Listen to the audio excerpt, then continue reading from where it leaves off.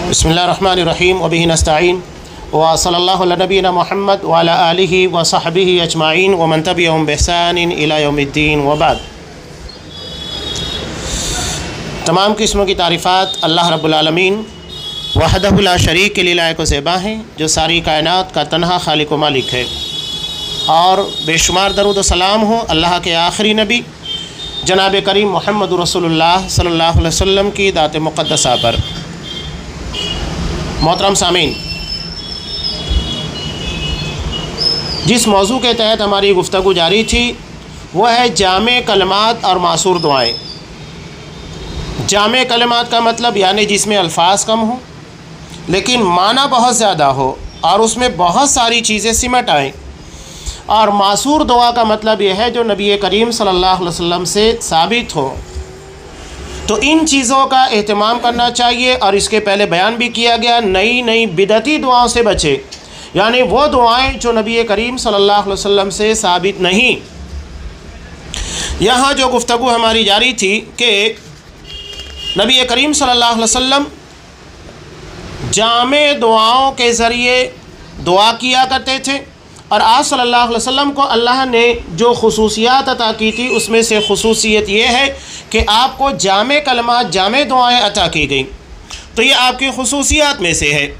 اب یہاں صاحب کتاب شیخ عبدالرزاق بن عبد المحسن البدر حفظہ اللہ بیان کرتے ہیں کہ بے شک اللہ کے رسول صلی اللہ علیہ وسلم مختصر بات کم سے کم الفاظ میں جو بہت سارے معنی کو سمیٹ دیتی ہے، ان چیزوں کا اہتمام کیا کرتے تھے، اور یہی آپ صلی اللہ علیہ وسلم کو پسند تھا، اسی بات کا آپ صلی اللہ علیہ وسلم نے حکم دیا۔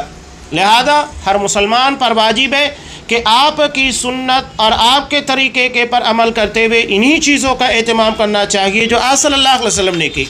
تو جامع اور مسنون دعا کا ایک بہت بڑا فائدہ یہ ہوتا ہے کہ من و ان وہی الفاظ، وہی دعا جو آپ صلی اللہ علیہ وسلم نے مانگی، جو آپ نے کی ہے، وہ ہمارے زبان کے پر آتی ہے، تو اس سے امید بڑھ جاتی ہے کہ اللہ ہماری دعاؤں کے اندر اثر پیدا کرے گا، قبولیت کی امید بھی بڑھ جاتی ہے۔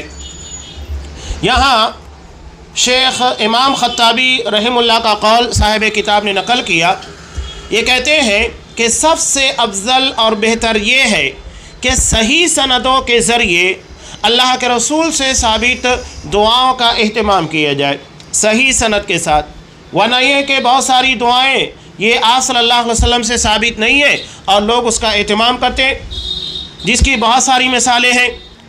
وضو کے بارے میں دیکھ لیجئے، ایک ایک اعضاء کے دھونے کے وقت آپ کو دعا بتائی جاتی ہے کہ اگر آپ کو چہرہ دھونا ہے تو یہ دعا پڑھو، ہاتھ دھونا ہے تو یہ دعا پڑھو، پیر دھونا ہے تو یہ دعا، سر کا مسح کرنا ہے تو یہ دعا، یعنی انسان وضو سے زیادہ ان دعاؤں کی طرف متوجہ ہوگا۔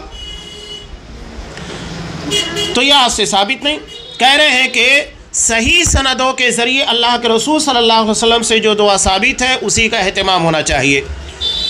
کھانے کے پہلے بھی لوگ دعا پڑھتے ہیں بسم اللہ وعلی برکت اللہ، جو کہ ثابت نہیں، معنی بہت اچھا لگتا ہے لیکن چونکہ وہ مسنون نہیں ہے اس لیے ہم اس کو نہیں پڑھیں گے۔ جو چیز مسنون ہے، ثابت شدہ ہے، معصور ہے، انہی دعاؤں کا اہتمام ہونا چاہیے۔ آگے انشاءاللہ آگے کی جو ذیلی عنوان صاحب کتاب نے قائم کیا ہے اس میں ان ساری چیزوں کی تفصیل موجود ہے۔ تو شیخ خطابی رحمہ اللہ کہتے ہیں کہ افضل اور بہتر یہی ہے کہ صحیح سندوں کے ذریعے ثابت شدہ دعاؤں کا اہتمام کیا جائے۔ بے شک لوگ دعا کے سلسلے میں بہت غلطیاں کرتے ہیں اور اپنے عقیدے اور طریقے کے مطابق دعا اختیار کرتے ہیں۔ آپ چلے جائیے، ہر مسلک والوں نے اپنی اپنی الگ الگ دعا بنا رکھی ہے، بریلویت میں، حنفیت میں، شافعیت میں، اور بھی جو شیعہ روافض جو فرقے ہیں، ہر کسی نے جدا جدا دعا بنا رکھی ہے۔ اب یہاں عقیقے کے وقت ایک دعا ہے جس کا لوگ اہتمام بھی کرتے ہیں۔ لوگ پوچھتے ہیں کہ عقیقے کے وقت اللہ کے رسول صلی اللہ علیہ وسلم سے کیا دعا ہے؟ جس کی طرح سے عقیقہ کیا جا رہا اس کے نام کے پر جانور کو ذبح کرنا چاہیے، اس کا نام لینا چاہیے، کیا دعا پڑھنا چاہیے؟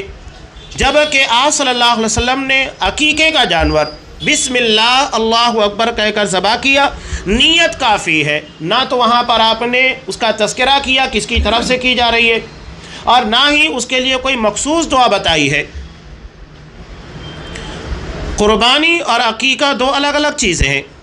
ایک کا تعلق مسلمانوں کے قومی تہوار دینی تہوار سے ہے. دو عیدوں میں سے ایک عید ہے، عید الاضحیٰ ہے. اور عقیقہ یہ ہمارا انفرادی عمل ہے، یعنی ذاتی زندگی سے متعلق ہے، یہ اجتماعی زندگی سے متعلق نہیں ہے. اور یہ 7ویں دن طے ہے. 7ویں دن آپ کو نام رکھنا ہے بچے کا، بچی کا، اور اس کی طرف سے جانور کو ذبح کرنا ہے، بکرا ہے یا بکری ہے. تو دونوں کے درمیان فرق ہے. آپ صلی اللہ علیہ وسلم نے عقیقے کے لیے کوئی مسنون دعا نہیں بتائی الگ سے، بسم اللہ اللہ اکبر کہہ کر. اب مصنف عبدالرزاق کی ایک دعا ہے، اللہم لک و الیک اللہم ھذی عقیقۃ فلان.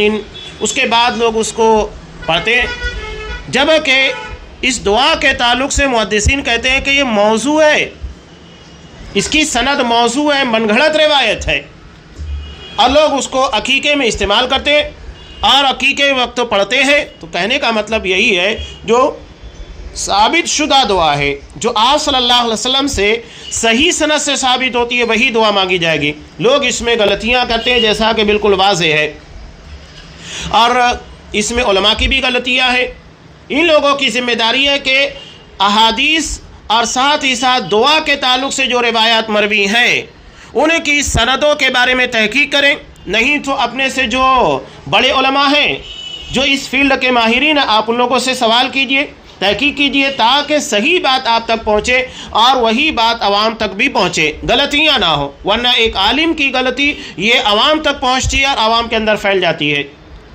عوام عالم کے پر اعتبار کرتی ہے، اور اگر عالم غلطی کرے گا، خطا کرے گا، کوتاہی کرے گا تو اس کا نتیجہ پوری عوام کے پر پڑنے والا ہے. اس لیے علماء کی بھی ذمہ داری ہے کہ اس بارے میں تحقیق کر لیا کریں. کوئی ایسی روایت جو آپ صلی اللہ علیہ وسلم سے ثابت نہ ہو اسے نہیں بیان کرنا چاہیے، اس بارے میں لوگوں کو منع کرنا چاہیے.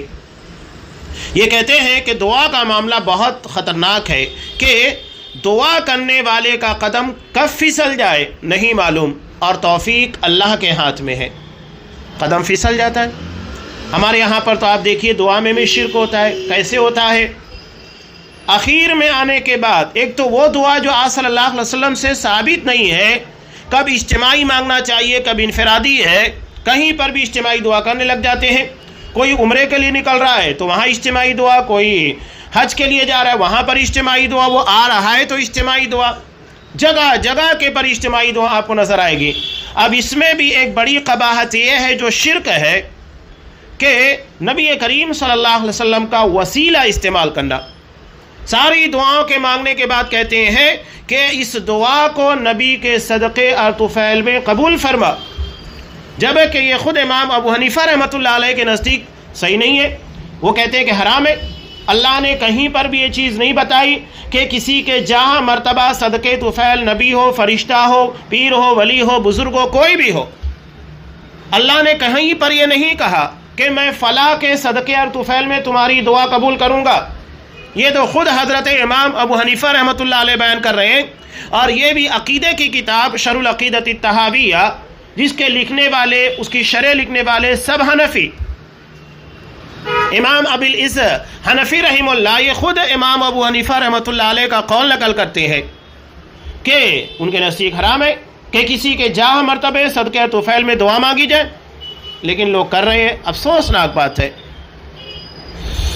آگے یہ شیخ الاسلام علامہ ابن تیمیہ رحمۃ اللہ علیہ کا قول نقل کرتے ہیں. فرماتے ہیں علامہ ابن تیمیہ رحمۃ اللہ علیہ کہ مخلوق کے لیے مناسب ہے کہ وہ قرآن و سنت کی دعاؤں کے ذریعے اللہ سے دعا کرے.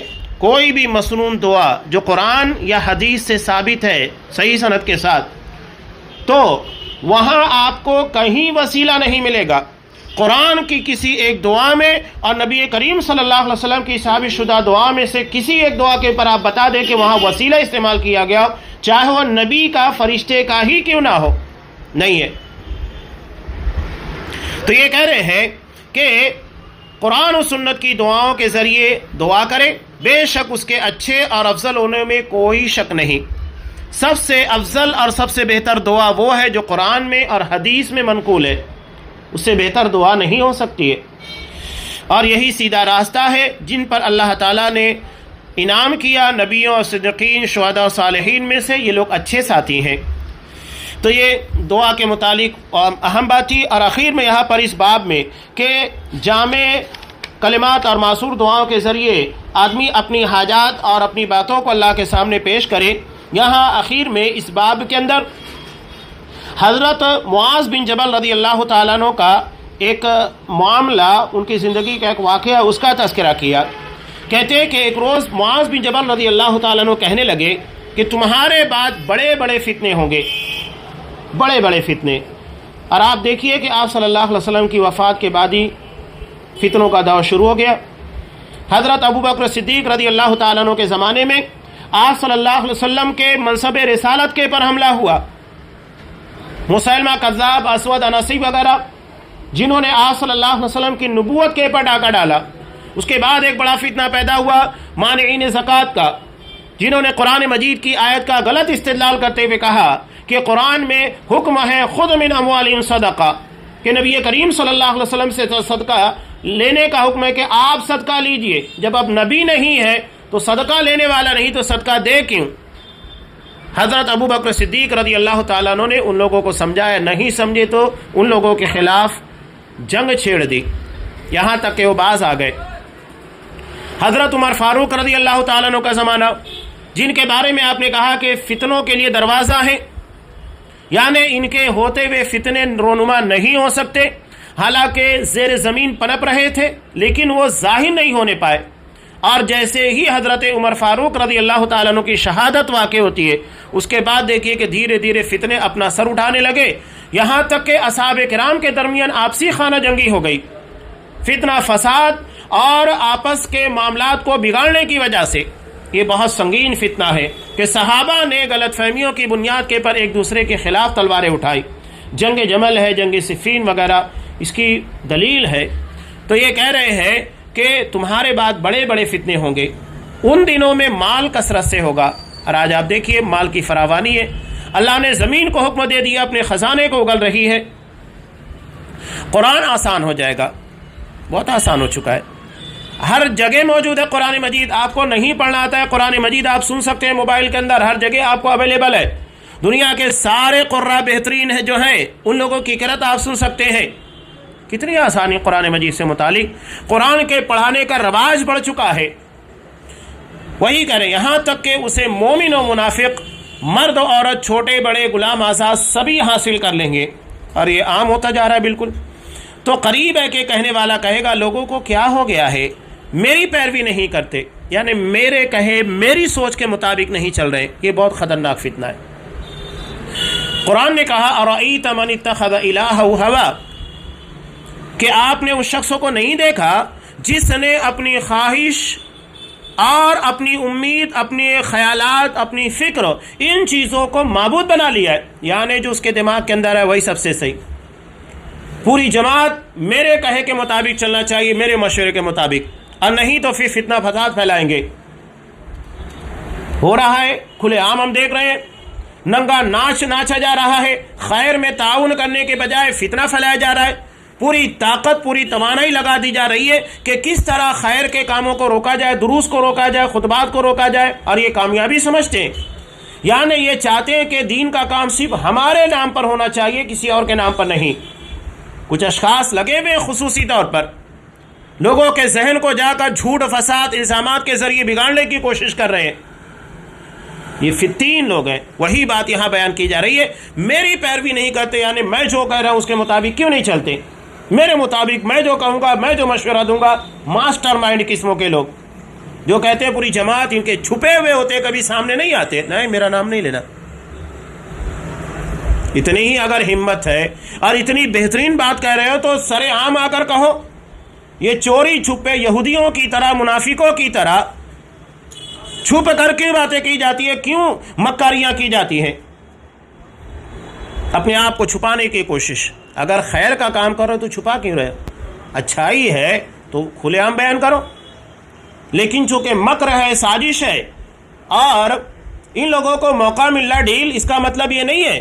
قرآن صاف کہتا ہے الم یعلم بان اللہ یرا، کیا انہیں پتہ نہیں ہے کہ اللہ ان کو دیکھ رہا ہے؟ سب دیکھ رہا ہے، ان کی ساری مکاریاں، ساری فریب کاریاں اللہ کے علم میں ہے. وہ دل کی دھڑکنوں کے راز کو جانتا ہے، کیا تمہارے دلوں کے اندر. اتنا علیم و خبیر ہے وہ، تو سب اللہ دیکھ رہا ہے۔ حالانکہ میں نے قرآن پڑھا ہے، وہ میری پیروی اس وقت تک نہیں کریں گے جب تک کہ میں ان کے لیے اس کے علاوہ کوئی نئی چیز نہ نکالوں۔ یہاں دیکھتے ہیں کہ آج بھی آپ دیکھیے کوئی عالم ہے یا کوئی ایسا شخص ہے، کچھ نیا ہے، نئے کا مطلب کیا، وہ کچھ نیا دین پیش کر رہا ہے، وہ اپنے خیالات اپنی آراء کو پیش کرنے لگ جاتا ہے قرآن و حدیث سے ہٹ کر، تو لوگ اس کی پیروی کرنے لگتے ہیں۔ وہی بات کہی جا رہی ہے کہ ان کے لیے اس کے علاوہ کوئی نئی چیز نہ نکال لوں، لہذا جو نئی چیز نکالی جائے تو تم اس سے بچو، اس لیے کہ ہر وہ چیز جو نکالی جائے گمراہی ہے۔ یہ حضرت معاذ بن جبل رضی اللہ تعالیٰ عنہ کا قول بہت پیارا، بہت اہم ہے۔ فتنوں کے تعلق سے فتنے کیسے پیدا ہوتے ہیں، ان ساری چیزوں کے بارے میں مختصر الفاظ میں بیان کر دیا گیا۔ فتنوں کی جڑ یہ ہے کہ انسان یہ چاہے کہ میرے خیالات، میری رائے اور میرے سوچ کے مطابق لوگوں کو چلنا چاہیے، اور اگر دیکھتا ہے کہ نہیں چل رہے ہیں تو دین کے اندر کچھ نئی باتیں نکال لیتا ہے تاکہ اس کی وجہ سے لوگ مجھے فالو کرنے لگے۔ یہ بہت خطرناک قسموں کا سنگین فتنہ ہے، اللہ حفاظت فرمائے۔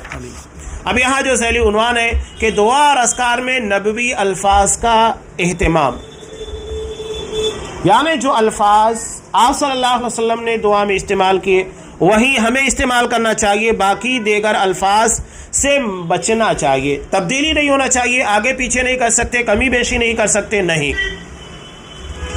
نبی کریم صلی اللہ علیہ وسلم کی مشہور حدیث بھی ہے جسے امام ابو داؤد، امام ترمذی وغیرہ نقل کیا۔ آپ صلی اللہ علیہ وسلم نے دعا دی ہے، نظر اللہ امرأ سمع منا شیئا فبلغہ کما سمع، اللہ اس بندے کو تر و تازہ رکھے جو ہم سے کچھ باتیں یعنی حدیثیں سنتا ہے، اور فبلغہ کما سمع، ویسے ہی لوگوں تک پہنچاتا ہے جیسا کہ اس نے سنا تھا۔ تو حدیث کے معاملے میں جیسا نبی کے الفاظ سے اس نے حدیث کو سنا ہے ویسے ہی لوگوں تک پہنچاتا ہے۔ تو یہ آپ صلی اللہ علیہ وسلم کی حدیث کی برکت ہے۔ فرب مبلغ او عام سامع، بہت سارے ایسے جن تک باتوں کو پہنچائی جاتی ہے وہ سامع سے کہیں زیادہ، پہنچانے والے اور سننے والے سے کہیں زیادہ بہتر طریقے سے اس حدیث کے نقاط کو اور اس حدیث کو سمجھ سکتے ہیں یا اسے استدلال کر سکتے ہیں۔ اس کی ایک واضح مثال حضرت امام بخاری رحمۃ اللہ علیہ ایک حدیث کو کتنے ابواب کے اندر بیان کرتے ہیں، یعنی ایک ہی حدیث کو کتنے الگ الگ مسائل کو بیان کرنے کے لیے لے کر آتے ہیں۔ امام بخاری رحمۃ اللہ علیہ کی ذہانت اگر آپ کو سمجھنا ہے، میں ایک حدیث آپ کے سامنے پیش کر رہا ہوں۔ اللہ نے ان کو ذہانت کیا عطا کی تھی، وہی بات جو آپ صلی اللہ علیہ وسلم نے بیان کی، فرب مبلغ او عام سامع، کہ بہت سارے ایسے ہیں کہ جو باتیں ان تک پہنچائی جا رہی ہے تو سننے والے سن کر جو پہنچاتے ہیں تو ان سے بہتر ہوتے ہیں۔ یہ مبلغ یعنی جس تک بات پہنچائی جا رہی وہ بہتر ہوتا ہے، اس سے اچھا استدلال کر سکتا ہے۔ امام بخاری رحمۃ اللہ علیہ نے ایک روایت کو نقل کیا، یہ اصل میں گم شدہ جانوروں کے تعلق سے ہے، لیکن امام بخاری رحمۃ اللہ علیہ کا استدلال بہت پیارا ہے۔ یہ کہتے ہیں نبی کریم صلی اللہ علیہ وسلم کی حدیث ہے کہ بکری کے بارے میں سوال ہوا کہ اگر بکری گم شدہ ملے تو کیا کرنا ہے؟ آپ صلی اللہ علیہ وسلم نے کہا اگر تم اسے استعمال کر لو گے، لے لو گے، پال لو گے یا جو بھی کرو گے فائدہ اٹھا لو گے، ورنہ پھر وہ بھیڑ کے ہاتھ لگے گی، بھیڑیا اس کو ڈالے جائے گا، بھیڑیا یا کوئی درندہ اس کو مار کر کھا جائے گا۔ تو اس کے بعد آپ صلی اللہ علیہ وسلم سے سوال ہوا اونٹ کے بارے میں، اونٹ کے بارے میں کیا کہتے ہیں اگر کوئی گمشدہ اونٹ ہو؟ تو آپ صلی اللہ علیہ وسلم نے کہا کہ تمہیں اس کی کیا ضرورت ہے، اس کی فکر کرنے کی کوئی ضرورت نہیں، اس کے ساتھ اس کا چارہ، اس کا پانی ہے، یہاں تک کہ وہ اپنے مالک سے جا ملے۔ اب یہاں ظاہری طور سے معلوم ہوتا ہے کہ گم شدہ جانوروں کے بارے میں آپ صلی اللہ علیہ وسلم نے بیان کیا، اور ظاہری طور پر وہ بات ہی ہے کہ گم شدہ چیزوں کے بارے میں آپ بیان کر رہے ہیں کہ جانور اگر گم ہو جائے تو کیا کرنا چاہیے۔ لیکن امام بخاری رحمۃ اللہ علیہ ایک دوسرا استدلال کرتے ہیں، یہ استدلال کرتے ہیں متوفی عنہا زوجہا، یعنی اس بیوی کے تعلق سے جس کے شوہر کا انتقال ہو چکا ہے، تو گم شدہ ہو گیا ہے جس کا شوہر، وفات نہیں بلکہ گم ہو گیا ہے، جس کا پتہ نہیں لگ رہا ہے، لاپتہ ہو چکا ہے، تو کیا کیا جائے؟ تو امام بخاری رحمۃ اللہ علیہ نے یہاں پر بیان کیا کہ ایک حد تک تلاش کیا جائے گا جو مدت ہے، اور اس کے بعد اگر وہ نہیں ملتا ہے تو عورتوں کی کنڈیشنیں دو طریقے کی ہوتی ہیں.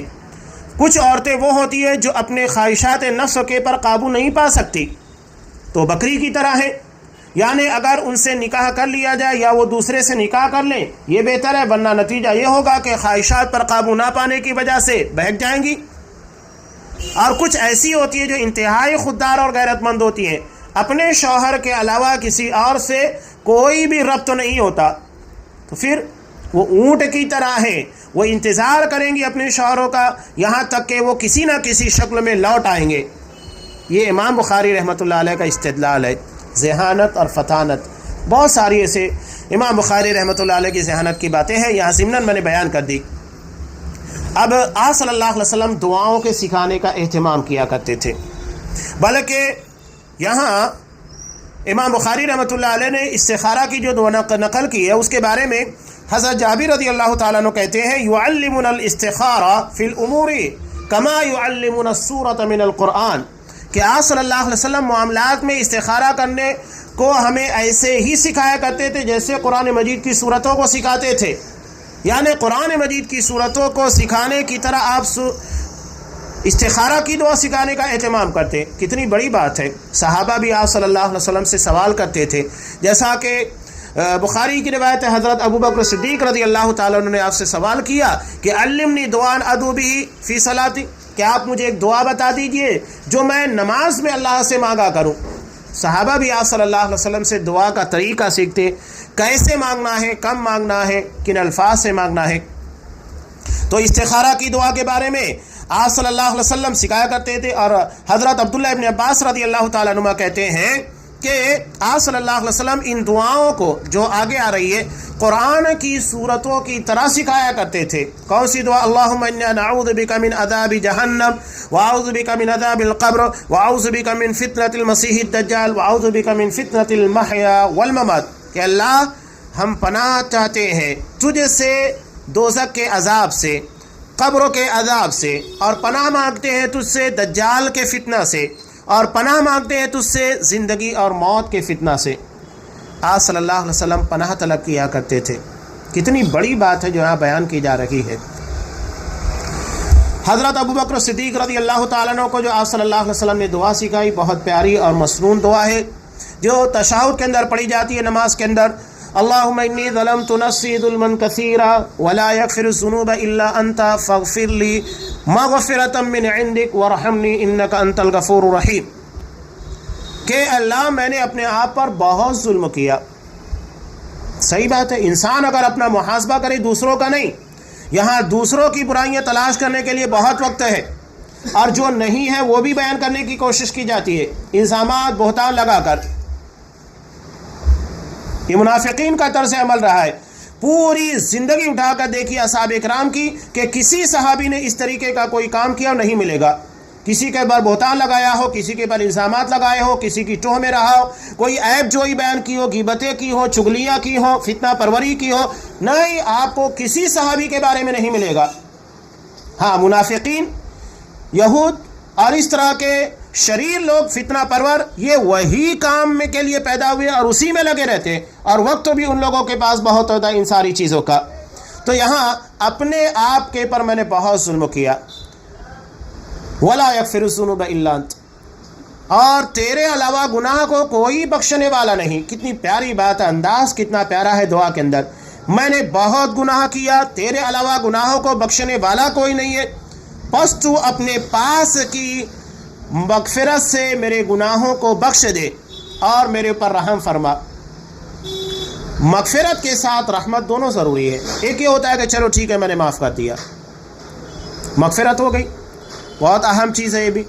رحمت اللہ کی جنت ہے. رحم جہاں جہاں مطالبہ کیا جاتا ہے وہ اللہ کی رحمت میں داخلے کا. پہلی چیز یہ کہ ہمارے اوپر لگے ہوئے داغ دھبوں کو صاف کر دیا جائے، اچھی بات ہے. کپڑے دھل دیے گئے، اور یوں سمجھ لینا چاہیے کہ کپڑوں کے پر پریس کرنا، استری کرنا، یہ رحمت ہے، یعنی اس کو چمکا دینا، اس کی شائننگ اور اس کی دلکشی کو بڑھا دینا. تو رحمت اللہ تبارک و تعالیٰ سے مغفرت کے ساتھ مانگتے رہنا چاہیے، اس لیے کہ تو بڑا بخشنے والا، بڑا رحم کرنے والا ہے. یہاں ایک بہت پیاری بات نقل کرتے ہیں حافظ ابن حجر رحمہ اللہ فتح الباری میں، اس حدیث کے ضمن کے اندر بیان کرتے ہیں کہ اس حدیث سے یہ معلوم ہوتا ہے ایک فائدہ کہ عالم سے علم سیکھنا مستحب ہے۔ حضرت ابوبکر صدیق نے کسی اور کو نہیں پکڑا، کس کو؟ اللہ کے رسول صلی اللہ علیہ وسلم سے پوچھا کہ آپ مجھے دعا سکھائیے، اللہ کے رسول صلی اللہ علیہ وسلم سے۔ حالانکہ وہ کسی اور صحابی سے بھی پوچھ سکتے تھے، نہیں، تو جو ماہر ہے اپنی فیلڈ کا، اللہ نے جسے دین کا علم عطا کیا، دین کے اندر مہارت عطا کی ہے، ان لوگوں سے علم سیکھنا چاہیے۔ یہ نہیں کہ ایسے یہ تو آپ کو بازاروں میں بہت سارے مل جائیں گے، یہ نہیں ہے کہ اگر کوئی ممبر کے پر چڑھ کر دو باتیں بولنا سیکھ جائے یا کچھ درس دینا سیکھ جائے، علموں کی کوئی گہرائی کا عطا پتہ نہیں ہے، وہ عالم بن جائے، نہیں۔ علامہ ابن جوزی رحمۃ اللہ علیہ کہتے ہیں نا کہ لوگوں کے نزدیک عالم کون ہے؟ من صعید المنبر، جو ممبر کے پر چڑھ گیا وہ عالم ہو گیا، جبکہ وہ عالم نہیں ہے۔ عالم وہ ہے جس کے پاس علموں کا خزانہ ہو۔ علم تو ہر کسی کے پاس ہوتا ہے، لیکن جس کے پاس پختہ علم ہو، شعور ہو، سمجھداری ہو، یہ علم ہے۔ دنیا میں کون سا ایسا شخص ہے؟ بھکاری کے پاس بھی آپ دیکھیں گے پیسہ ہوتا ہے، تو کیا ہم اس کو مالدار کہتے ہیں؟ نہیں کہتے، بلکہ اس کو فقیر کہتے ہیں، بھکاری کہتے ہیں۔ مالدار کس کو کہتے ہیں؟ جس کے پاس اس کی اپنی ضرورت سے کہیں زیادہ پیسہ ہو، عام لوگوں کے مقابلے میں کہیں زیادہ پیسہ ہو، اس کو مالدار کہتے ہیں، اسے امیر کہتے ہیں، پیسے والا کہتے ہیں۔ تو ایسے ہی علم والے کا مطلب، عالم دین کا مطلب جس کے پاس علموں کی پختگی ہو، شرعی معاملات کے پر اچھا درک رکھتا ہو، ان کی گہرائیوں کو، گہرائیوں کو، جامعیت کو، فساد و بلاغت کو بھی جانتا ہو۔ ہر کوئی نہیں، یہ نہیں کہ اگر کوئی کھڑا ہو کر لوگوں کے سامنے اپنا منہ چلانا شروع کر دے، کچھ بولنا شروع کر دے تو وہ عالم بن گیا، نہیں، یہ عالم نہیں ہے۔ جیسا کہ آج ہمارے لیے ایک بہت بڑا فتنہ بنا ہے غیر عالموں کا، یعنی جو باقاعدہ مدارس سے سند یافتہ نہیں ہوتے ہیں، مدارس میں علم حاصل نہیں کرتے، لوگوں کے لیے مسائل پیدا کرتے ہیں۔ ان لوگوں کو بسا اوقات ایسا ہوتا ہے کہ صحابی کا یا صحابیہ کا نام صحیح سے نہیں لے پاتے، حدیث کی کتابوں کے نام کو بیان کرنے میں غلطیاں کر جاتے ہیں۔ اب بتائیے، جو صحابہ کا نام صحیح سے نہ لے پائے، وہاں غلطیاں کرے، الفاظ صحیح طریقے سے ادا نہیں کر پاتے، پھر یہ بہت بڑا پرابلم ہے۔ علمی پختگی بہت ضروری ہے۔ تو اس سے معلوم ہوتا ہے عالم سے علم سیکھنا مستحب ہے، خاص طور پر جامع دعاؤں کو سیکھنا۔ جامع دعائیں علماء سے سیکھنا چاہیے تاکہ وہ صحیح طور کے پر بغیر کسی خامی کے آپ کو بیان کرے، اس لیے کہ عالم رہے گا، تحقیق کرے گا کہ دعا ثابت ہے کہ نہیں ہے، صحیح سند سے ثابت ہے کہ نہیں۔ اس کے علاوہ اس دعا کے اندر کب پڑھنا چاہیے، کیسے پڑھنا چاہیے، اس دعا کا معنی اور مفہوم کیا ہے، وہ ساری چیزیں آپ کی سمجھ میں آ سکتی ہے۔ یہ علماء سے دین سیکھنے کا ایک بہت بڑا فائدہ ہوتا ہے۔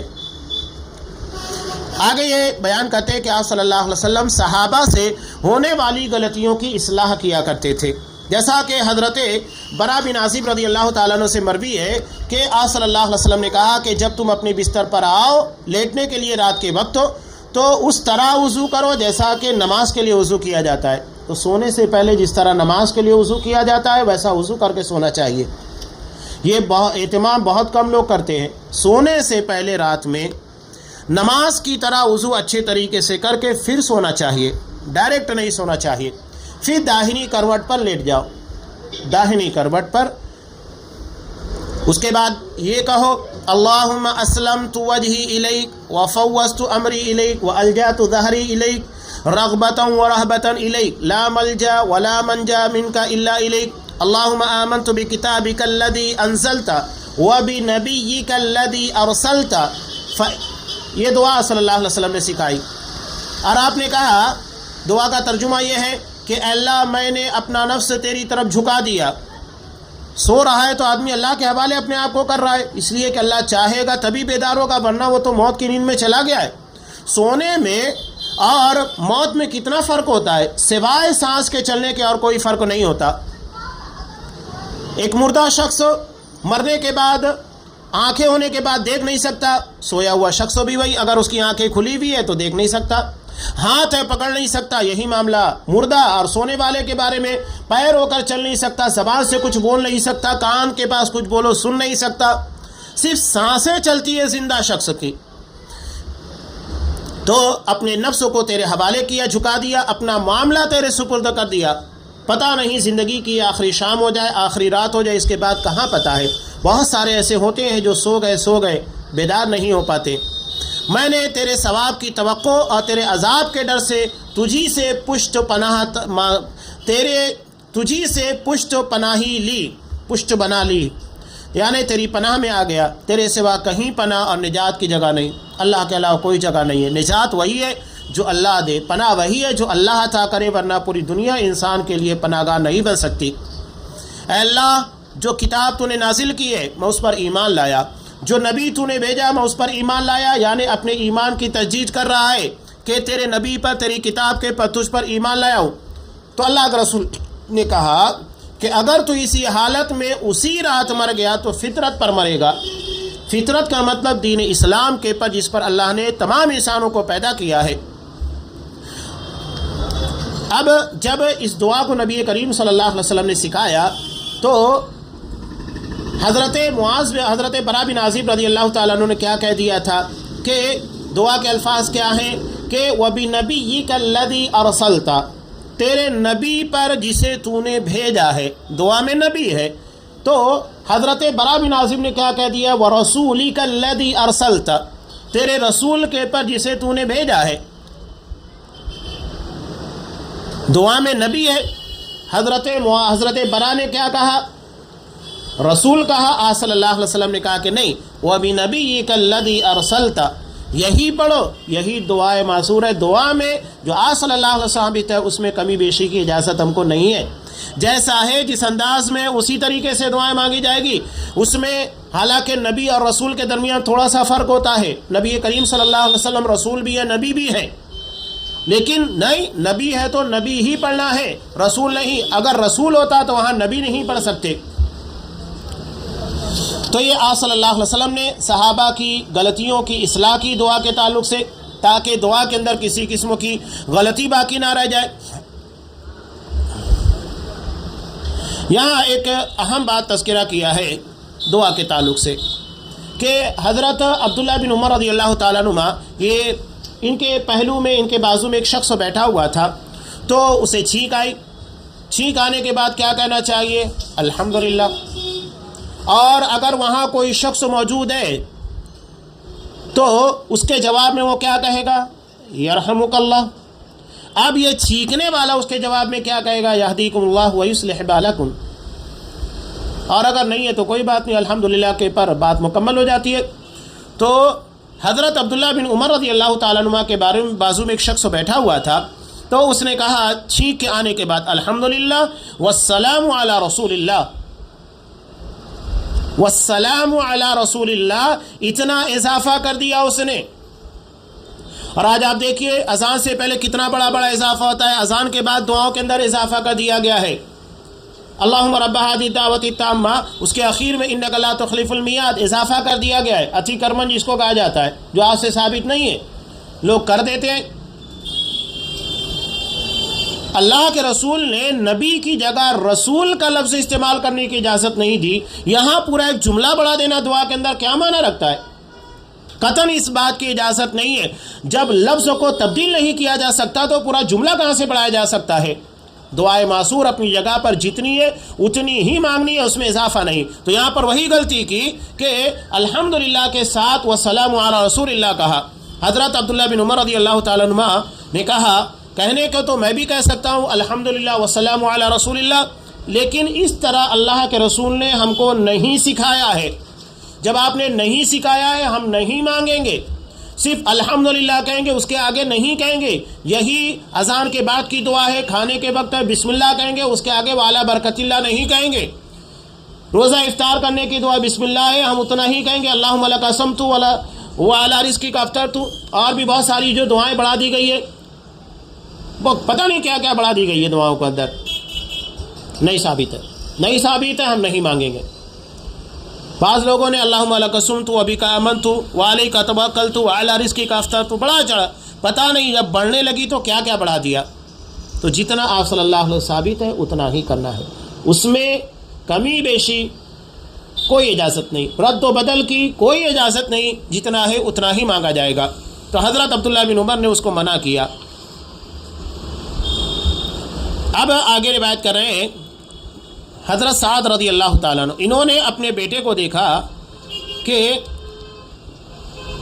ان کے والد نے یعنی حضرت سعد نے ان دعا کرتے ہوئے سنا، ان کا بچہ دعا کر رہا تھا۔ بچوں کے پر نظر رکھنا چاہیے کہ تعلیم اور تربیت کے اعتبار سے، دینی اعتبار سے اس کے اندر کیا ہے، یہ باپ کی ذمہ داری ہے، ماں کی بھی ذمہ داری ہے۔ تو یہ حضرت سعد اپنے بیٹے کی دعا کے پر توجہ دے رہے ہیں، میرا بیٹا کیا دعا مانگ رہا ہے؟ تو وہ دعا مانگ رہا تھا، اللہ میں تجھ سے جنت کا اور اس کی نعمتوں کا، لذتوں کا، فلاں فلاں چیز کا مطالبہ کرتا ہوں، اور میں تیری پناہ مانگتا ہوں جہنم سے، اس کی زنجیروں سے، اس کے توقوں سے، فلاں فلاں بلاؤں سے۔ تو انہوں نے کہا بیٹے میں نے اللہ کے رسول کو فرماتے ہوئے سنا ہے کہ عنقریب کچھ ایسے لوگوں کے جو دعاؤں میں مبالغہ اور حد سے تجاوز کریں گے۔ مبالغے کا مطلب یہ ہے کہ جتنا ہے اس سے زیادہ، حد سے تجاوز کرنے کا مطلب یہ ہے کہ جتنا مانگنے کا حکم دیا گیا اس سے زیادہ مانگا جائے۔ لہذا تم بچو کہ کہیں تم بھی ان میں سے نہ ہو جاؤ۔ جب تمہیں جنت ملے گی تو اس کی ساری نعمتیں خود بخود مل جائے گی، اور اگر تم جہنم سے بچا لیے گئے تو اس کی ساری سزاؤں سے خود بخود بچا لیے گئے۔ ابو داؤد کی روایت ہے۔ تو اس سے معلوم ہی ہوتا ہے کہ ہمیں دعا کے بارے میں حد سے تجاوز نہیں کرنا ہے۔ لوگ جنت کے بارے میں سوال کرنے کے بعد خاص طور سے ان بدعتی اور نئی نئی دعاؤں کے بارے میں غور کیجئے جو لوگوں کے درمیان عام ہے۔ آپ دیکھ لیجئے کہ عمرہ کے وقت، حج کے موقع کے پر، نکاح کے ہونے کے بعد جو آپ صلی اللہ علیہ وسلم سے اجتماعی دعا ثابت ہے، وہاں پر کیا کیا دعاؤں میں مانگا جانے لگتا ہے۔ بلکہ بعض جگہ کے پر نکاح کے بعد جب دعا دی جاتی ہے اجتماعی طور کے پر، تو کہتے ہیں کہ جیسا کہ حضرت آدم علیہ السلام اور مائی حوا کے درمیان انسیت اور محبت تھی، ویسا ان لوگوں کے درمیان کہتے کہتے یہاں تک آتا ہے کہ جس طرح حضرت یوسف علیہ السلام اور زلیخا کے درمیان محبت تھی۔ قرآن نے زلیخا کا کریکٹر کیسا پیش کیا ہے؟ حضرت یوسف کو برنگ اختیار کرنے والی، دعوت گناہ دینے والی، الزام لگا دینے والی، جب دیکھا کہ میں پھنس رہی ہوں تو حضرت یوسف کو بدنام کر کے ان کو پھنسا دیا، ماحول اور معاشرے کے اندر، سماج کے اندر ان کو بدنام کیا۔ لیکن سچائی چھپی نہیں، اللہ نے اس کو ظاہر کیا۔ تو کہنے لگی کہ حضرت یوسف اپنی جگہ کے پر بالکل پاک و صاف ہے، میں نے خطا کی، میں نے غلطی کی، میں نے الزامات لگایا، میں نے انہیں بدنام کرنے کی کوشش کی۔ اب بتائیے تفسیر میں کہیں کسی جگہ ان لوگوں کے تعلق سے اس طرح کا کوئی تذکرہ نہیں کہ نکاح ہوا ہو، تو یہ چیز کہاں سے کہاں محبت ہے؟ قرآن نے، حدیث نے کہیں تذکرہ نہیں کیا کہ ان دونوں کے درمیان محبت تھی، لیکن یہ بیان کرنے لگتے کہ جس طرح حضرت یوسف اور زلیخا کے درمیان محبت تھی، اس طرح ان لوگوں کے درمیان محبت پیدا کر دے۔ یہی دراصل دعا میں حد سے تجاوز کرنا ہے۔ یہاں اس باب کے اخیر میں ابو نعامہ قیس بن عبایہ سے روایت ہے کہ حضرت عبداللہ بن مغفل رضی اللہ تعالیٰ عنہ نے اپنے بیٹے کو یہ دعا مانگتے سنا، اللہم انی اسألک القصر الابیض عن یمین الجنہ اذا دخلتها، کہ اللہ میں جنت میں جب جاؤں تو مجھے جنت کی دائیں جانب سفید محل عطا فرما۔